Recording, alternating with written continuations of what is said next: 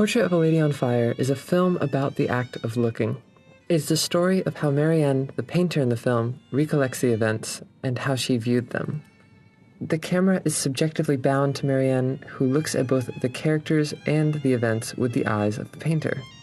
Our identification with the camera ropes us into what I am calling the painter's gaze, a de-automated and, in the case of this film, feminist way of looking. But how exactly does the camera achieve this gaze?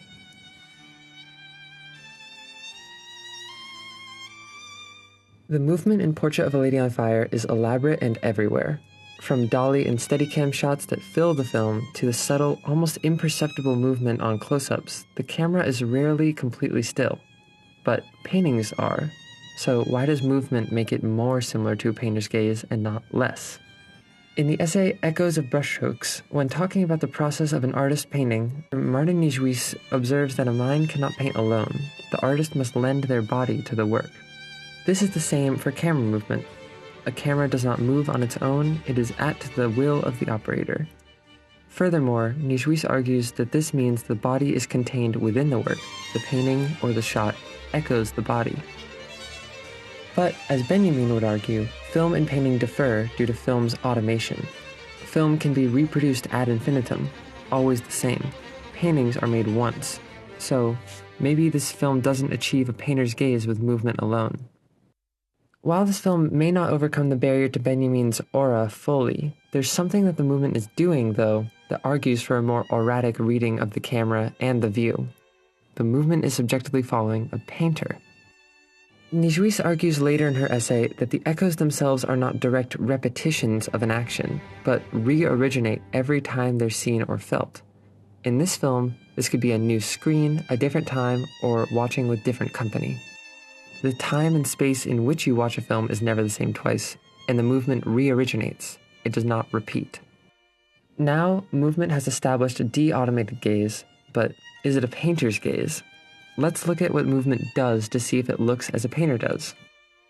In the essay Cézanne's Doubt, Merleau-Ponty claims that painting, at least in impressionistic styles, captures the way things look, not how.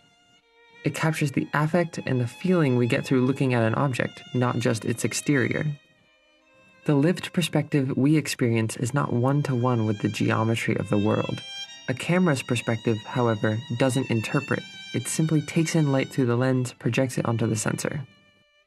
But by adding in movement, it both dissects the world and reconnects it. The camera turns from perception to expression. We return to the impressionistic gaze.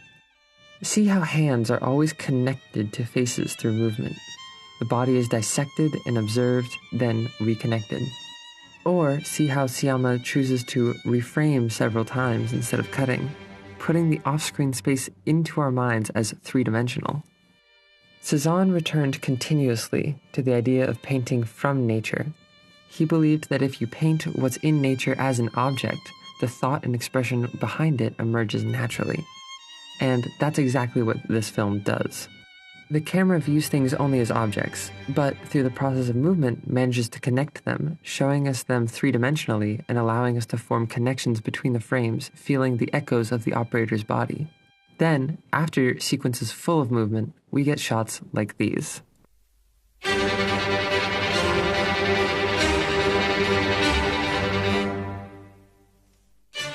For a film with an incredibly active camera, there are several supremely still tableaus placed throughout. Merleau-Ponty defined the how and way of things looking as the visible and invisible. We cannot recreate the world exactly through art, as if everything is visible, there would be no thought, expression, or ideas behind it to be found. It's all on the surface. But if everything is invisible, it's just in your head. This balance is found in all art, where the world portrayed is distorted to some extent by virtue of being created. In film, the world is captured perfectly, but flattened to two-dimensionality, allowing the invisible to return. When the camera is still, the world becomes much more 2D. The screen becomes apparent as we have time to gaze around it, noticing the edges.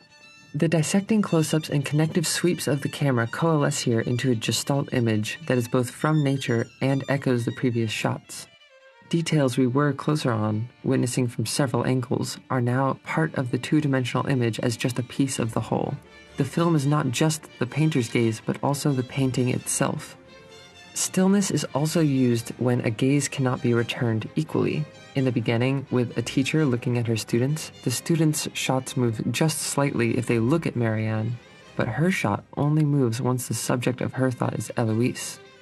Or in the scene where we meet Eloise's mother, the power imbalance is too strong and the gaze cannot be fully returned by Marianne, and the camera is restricted as well.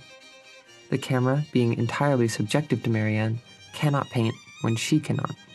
The movement gives the camera a body, an expressive gaze which echoes both Marianne's and the camera operator's. And with that movement showing us the world from nature, as is visible, contrasted with the gestalt stillness of the tableaus, the film accurately portrays the gaze of a painter, de-automated, expressing the way things look, echoing the circumstances of its creation. This allows the film to work as an incredibly effective feminist piece. We can look with the women and not just at them. And when we do look at them, it is as a painter does. The objectification gives way to the invisible world naturally and effectively. When the camera dissects Eloise, it is not to keep her as an object, but rather to examine her from nature and later reconstruct her with both visible and invisible elements to elevate her from object to subject. Through all of this, I believe the film achieves an incredibly de-automated and even somewhat erratic way of looking, the painter's gaze. Thank you for watching. I hope you enjoyed.